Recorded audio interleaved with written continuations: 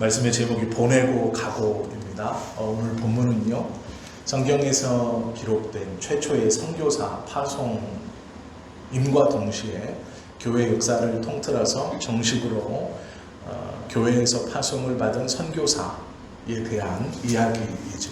13장은 안디옥 교회가 선교사를 파송하는 그러한 내용입니다.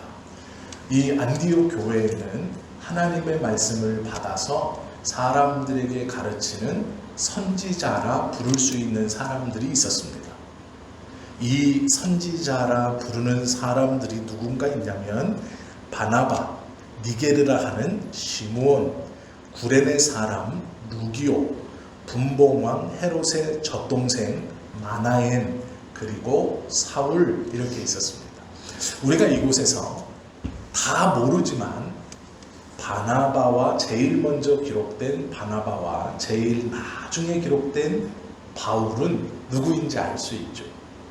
바나바는 안디옥 교회의 지도자였고 약 3년 동안 아라비아 광야에서 하나님과 교통하고 예수님을 핍박했던 바울을 그 사막에서 끌어내어서 교회 공동체로 불러들인, 즉 안디옥 교회로 불러들여서 안디옥 교회에서 바울이 하나님의 말씀을 가르치고 전할 수 있도록 도와준 사람입니다.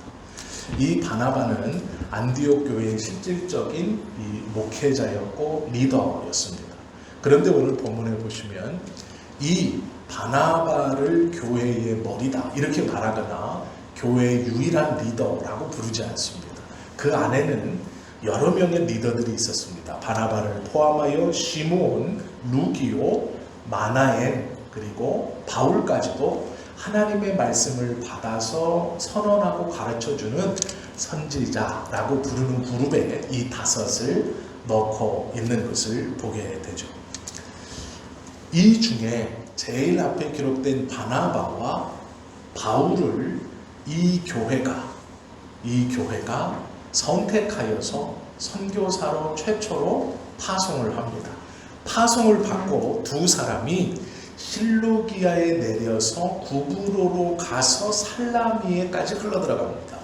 이 살라미라는 것은 이 구브로의 도시입니다. 그리고 구브로에서 가장 큰 도시의 이름이 살라미입니다. 이곳은 이 언어권이 다른, 문화권이 다른 곳입니다. 즉 타 문화곳으로 처음으로 파송받아 바나바와 바울이 복음을 전하러 갔다라는 이야기가 오늘 사도행전 13장의 이야기입니다. 이곳에서 선교사라는 것을 우리는 처음으로 성경에 기록된 선교사를 보게 되죠. 간혹 저희들이 선교사라고 말하는 사람 중에 자비량으로, 즉 부모님이 후원을 해주거나 아니면 자기가 전문직을 가지고 또 벌어놓은 경제적인 것을 가지고 자비량으로 선교를 감당하는 자비량 선교사라고 부르는 분들이 있습니다. 선교사 앞에 자비량이 붙어 있어요. 자기 스스로 돈을 번다, 이런 것이죠. 그리고 자비량 선교사의 대표적인 사람으로 바울을 설명합니다. 바울은 우리가 지난주에 보았던 대로 텐트 만드는 일을 해서 로마의 군인들에게 납품하는 일을 하는 그 일을 해서 선교비를 벌어 그걸 가지고 선교를 계속했죠. 그래서 우리는 종종 이 자비량 선교사라는 말들을 듣고 그들을 선교사라고 부르기도 하죠. 어느 나라에 가서 간호사로 또 의사로 아프리카나 오지에 가서 그들에게 복음도 전하고 의술도 베푸는 그런 사람들을 우리는 선교사라고 합니다. 그러나 정확한 말로는 선교사라고 부르면 안 되는 것이죠. 그들도 스스로 선교사라고 칭하면 안 됩니다. 원래 선교사라는 것은 최소 두 가지 조건이 있어야 됩니다. 하나는 자신을 파송하는 교단의 선교 훈련을 받아야 됩니다. 무엇을 선교할 것인가, 어느 나라에 갈 것인가, 어떻게 선교할 것인가에 따라서 짧게는 6개월, 길게는 2년 정도의 선교 훈련 과정이 있습니다. 총회에서 하는 이 선교 훈련 과정을 이수하면 총회에서는 이 훈련을 이수했습니다 라는 이수증을 줍니다. 그러면 그 이수증을 가지고 두 번째, 자신을 파송할 교회를 찾아야 합니다. 즉, 내가 선교사 훈련을 받아 어느 나라로 어떠한 사역을 위해서 가려고 합니다 라는 것을 총회에서 증명해주고 교육을 받고 그 자격을 가지고 이제 나를 파송해줄 교회를 찾아야 합니다.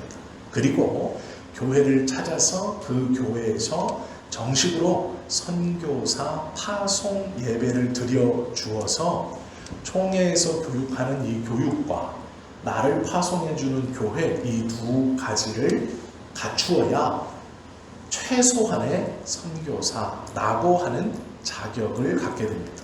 그리고 이 두 가지를 갖추었어도 꼭 필요한 하나가 더 있습니다. 그게 무엇이냐면 세례를 줄 수 있는 권한입니다. 즉, 목회자가 되어야 하는 것이라는 것이죠. 평신도 사역자들이 많은데 목사님 어떻게 그럴 수 있습니까? 그러면 선교사가 되려면 총회 교육도 받고 파송교회도 찾고 목사가 돼야 요 세 가지만 꼭 있어야 선교사입니까? 라고 말하실 수 있어요. 그런데 내 스스로 선교비를 감당할 수 있기 때문에 어느 나라에 가서 내 전문 기술로 내가 의술도 베풀고 어떤 앞선 기술도 베풀고 복음도 전하면서 살겠습니다. 그건 전도자입니다. 선교사라고 부르면 안 됩니다. 우리 모두는 다 전도자들입니다. 전도자들은 하나님의 도를 가르치면 됩니다. 전도자들은 때를 얻든지 못 얻든지 복음을 전하면 되는 것이고 그 나머지는 성령께 맡기는 것이고 예수가 그리스도이신 것만을 전하는 삶, 그것이 전도자들입니다. 우리 모두가 다 그래서 전도자들이죠. 다른 나라에 가서 자신의 어떤 기술을 가르치고 복음을 전하는 것은 정확히 말하면 전도자들입니다. 그 전도자들 가운데 자기를 파송한 교회가 있다, 공동체가 있다면 그는 최소 선교사라고 불러도 됩니다. 그러나 거기에 선교사는 하나가 더 있습니다. 그게 무엇이냐면 예수 그리스도의 도를 전할 뿐 아니라 그 도를 받아들인 사람들을 양육시켜서 하나님의 백성의 일원인 세례를 줄 수 있어야 됩니다. 평신도는 세례를 주지 못합니다. 그래서 엄밀히 말하면 선교사라고 할 때는 이 세 가지가 다 충족되어 있어야 합니다. 그래서 전도자들과 선교사들은 완전히 다른 것이죠. 성경의 대표적인 것이 빌립이 있습니다. 빌립은 호칭은 집사이지만 그는 목회자와 같은 권한, 초대 예수 공동체에서 이 빌립이 하는 일은 안수까지 줍니다. 그러면 가만히 보십시오. 빌립은 집사, 디컨이라고 되어 있지만 그의 이 영적인 수준이나 초대 교회에서 그를 받들어주는, 인정하는 권한은 목회자와 같은 수준입니다. 그는 하나님의 말씀을 전할 뿐 아니라 말씀을 가르치고 강론합니다. 그리고 세례까지 줍니다. 그런데 우리는 빌립을 선교사라고 부르지 않습니다. 빌립을 전도자라고 부릅니다. 왜 그럴까요? 파송교회가 없기 때문에. 빌립은 로마의 박해를 피해서 로마에서 나와서 하나님의 말씀을 전하는 사람이었고 그는 정식으로 교회에서 파송받은 것이 아니라 초기 교회를 지키고 섬기는 7명의 집사 중 한 명이었습니다. 그의 삶은 전도자의 삶이었습니다. 우리는 빌립을 가리켜서 선교사라고 부르지 않습니다. 그래서 우리가 남에게 또 자기에게 선교사라고 부르고 선교사라고 말을 하려면 이 세 가지가 꼭 있어야 합니다. 외국에서 선교하시는 분들 중에 아주 좋은 분이 계신데 지금 코로나로 인해서 들어와서 이곳에 계십니다. 우리가 그분을 소개시켜 드릴게요. 제가 그분을 소개시켜 드릴게요. 요즘 이단들이 많이 쓰는 방법입니다. 선교사였대요. 선교사라고 해요. 그런 분을 만나기도 하고 이단들이 전도의 목적으로 소개시켜 주기도 합니다. 그때 확인해 봐야 되는 것이 이 세 가지예요. 어디에서 훈련을 받으셨습니까? 어디에서 파송을 받으셨습니까? 목회자이십니까? 라는 걸 물어봐야 돼요. 그러면 어느 교단에 속해 있는지가 나오고 그 교단에서 하는 선교사 훈련을 받았다는 것이 나오고 그 교단에 소속된 선교사라는 것이 증명이 되면 그는 선교사라고 불러도 되죠. 그러나 그렇지 않다면 그냥 자기 스스로 선교사라고 하는 것입니다. 선교사라는 것은 오늘 본문의 말씀에 보면 교회를 리드해가고 선지자라고 부르는 사람들 중에서 제일 앞에 거론된 바나바와 제일 마지막에 거론된 바울이 선택되어 안디옥 교회에 보냄을 받습니다. 그리고 그들은 그 보냄에 순종하여 자신의 교회, 섬겼던 교회를 뒤에 두고 말씀을 쫓아서 가는 것이죠. 왜 중요하냐? 겉으로 보내는 것은 안디옥 교회지만 본문에 보시면 성령께서 선택하셨다라고 분명히 언급하고 있고 성령께서 보내셨다라고 언급하고 있다라는 것이죠. 선교는 스탠딩 바디, 즉 버티고 서서 밀어주는 보내는 사람이 있어야 하고 또 움직이는 미셔너리, 즉 가는 사람이 있어야 합니다. 미셔너리 하고 스탠딩 바디, 즉 미셔너리 앤 스탠딩 바디가 있어야 선교가 되는 것이죠. 이것이 있어야 선교사입니다. 우리는 그래서 모두 다 선교사가 될 수 있습니다. 성령께서 우리를 선택하셨다는 것은 개인적으로 우리를 전도자의 삶, 예수 그리스도의 도를 전하며 사는 삶으로 우리를 다 부르셨습니다. 그럼 이렇게만 부르셨느냐? 그렇지 않죠. 스탠딩 바디, 즉 보내는 선교사로 우리를 불러 미셔너리, 가는 선교사 뒤에서 우리가 선교를 완성하기 위해 가는 사람 뒤에서 보내는 선교사로 버티고 있다라는 것이죠. 그래서 우리는 이 두 가지를 다 갖고 있는 겁니다. 모두 다 전도자이고 모두 다 선교사입니다. 모두 다 전도자이고 모두 다 보내는 자, 보내는 선교사로 버티고 있는 것이고 모두 다 전도자이며 가는 선교사가 그 중에 소수로 있는 것이죠. 이것이 성경에서 말씀하시는 선교사입니다. 그리고 이렇게 이 자격을 갖춘 사람이 복음을 전하고 양육하여 세례를 주고 그들을 하나님 앞에 오게 하는 그것이 선교 사역입니다. 내가 그냥 혼자서 복음을 전한다고 해도 그건 전도자, 마땅히 우리가 살아가야 하는 삶을 사는 것이지 그것을 선교사라고 부르면 안 된다라는 것이죠. 성령의 보내심을 받아 라는 말씀을 꼭 기억해야 합니다. 하나님께서 우리를 선택하심은 또 우리가 전도자로 우리의 삶 속에서 보내심을 받고 보내는 선교사로 서 있음은 성령의 선택을 받은 것입니다. 내 스스로 하고 싶다고 하는 것도 아니고 내가 하기 싫다고 하지 않는 것도 아닙니다. 성령께서 우리를 택하셔서 제일 먼저는 복음의 도를 전하는 자, 전도자의 삶으로 살게 하셨고 또 하나의 직분은 보내는 선교사, 스탠딩 바디로 세워주셨다라는 것이죠. 서서 가는 자를 후원하여 밀어주는 자. 그것이 교회 성도들의 역할이고 우리들의 역할입니다. 그래서 우리 모두는 선교사요 전도자인 것이죠. 이 삶을 충실하게 살 때 하나님의 나라가 이루어지고 주님의 역사가 이루어지는 것이죠. 바울은 성령의 인도함을 받아 성령의 보내심을 받아 자신을 선교사라고 스스로 말씀하고 스스로 자각합니다. 안디옥 교회가 보내는 자이고 자기는 보내심을 받은 자. 겉으로는 안디옥 교회가 보냈지만 그것을 성령이 보냈음을 인정하고 자각합니다. 우리가 성지교회에 소속되어 있습니다. 그러나 이것은 이 땅에서 보이는 교회에 소속되어 있는 것이지 우리 모두는 성령의 인도함을 받아서 전도자 또 버티어서서 보내는 선교사로서의 삶을 성령께서 불러주셨다라는 것이죠. 이 자각이 있는 바울은 이렇게 고백합니다.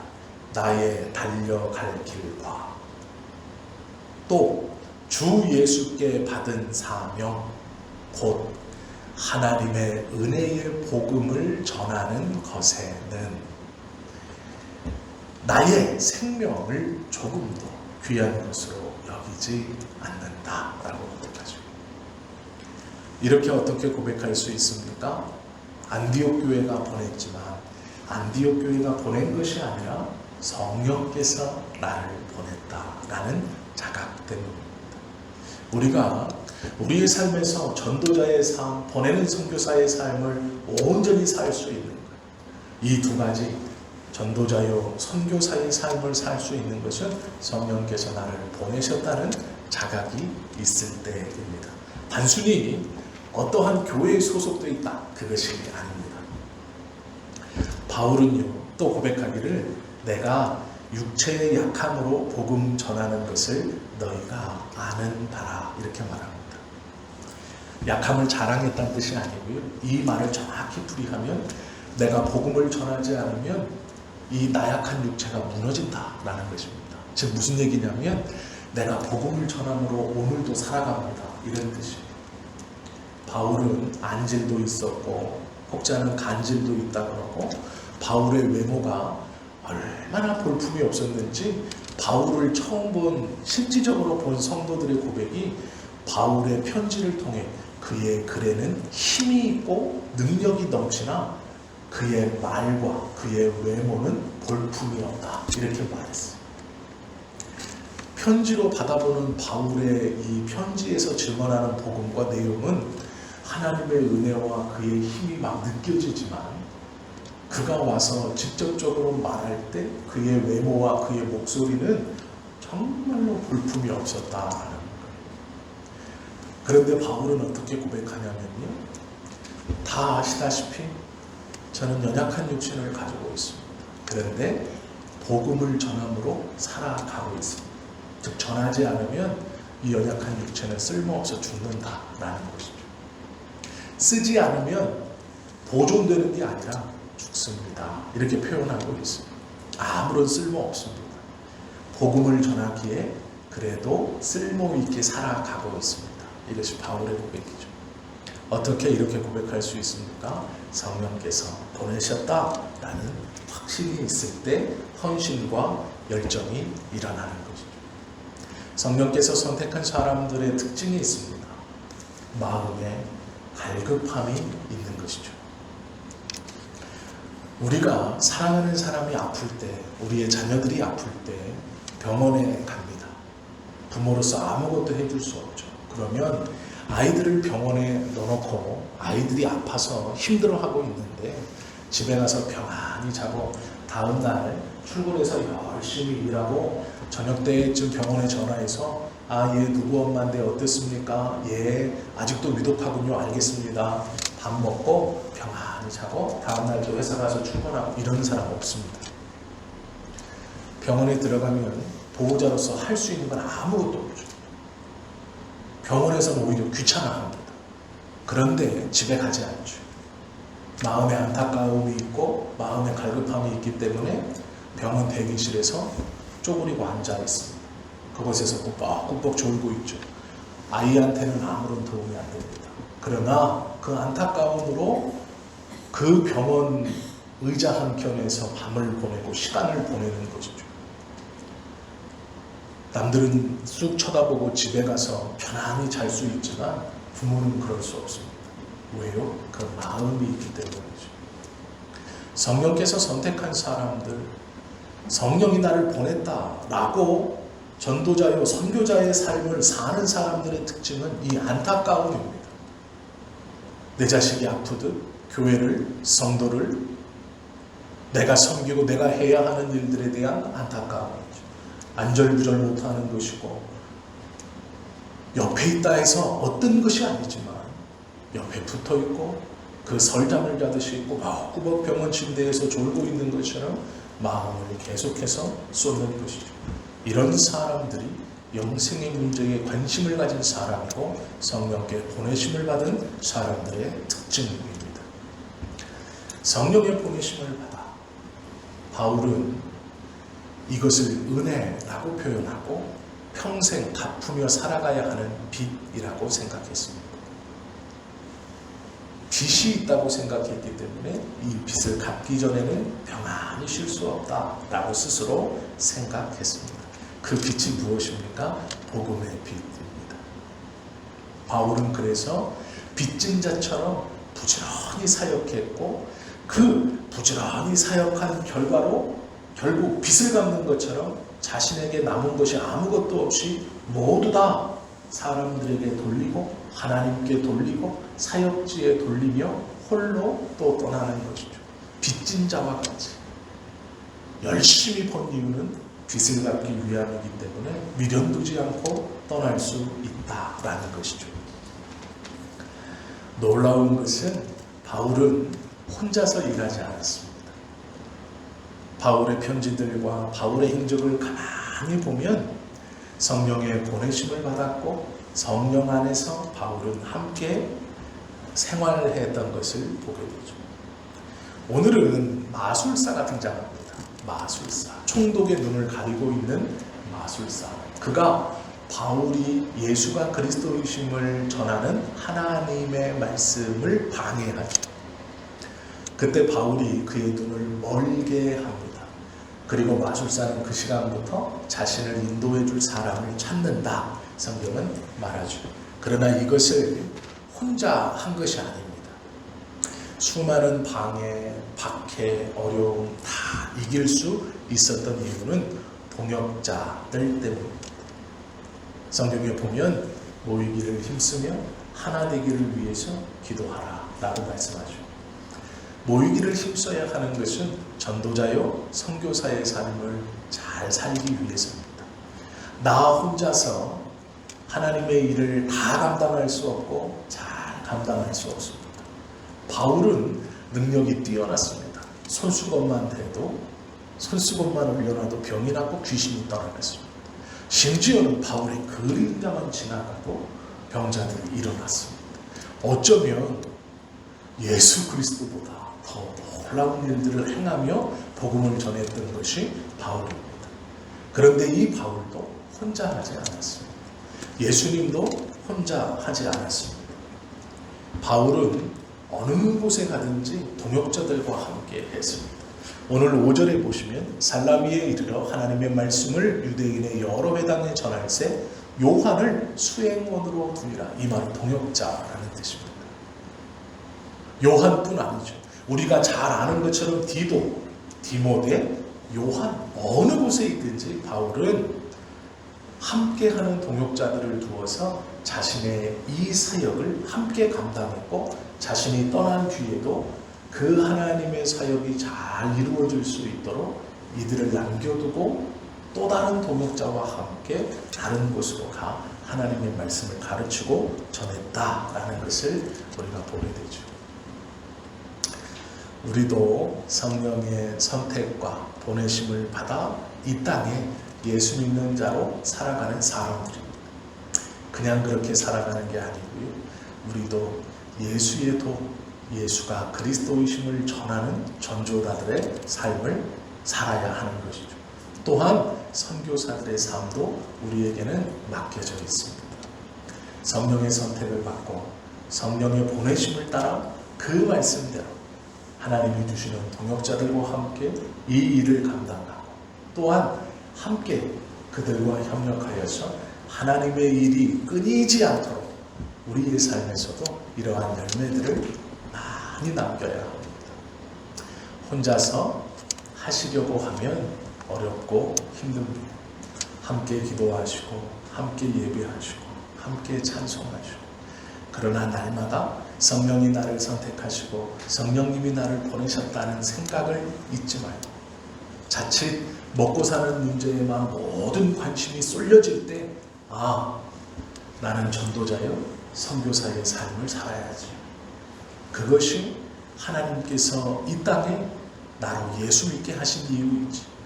예수가 그리스도이심을 전하는 삶의 모습으로 살아야지 다시 한번 열심도 되고 또 전도자요 선교사로 살 때 내가 부족한 것이 무엇인가를 깨닫고 나의 연약함, 약함으로 포기하는 게 아니라 나의 연약함과 약함을 함께 품고 이 일을 해나갈 하나님이 우리에게 허락하신 많은 동역자들과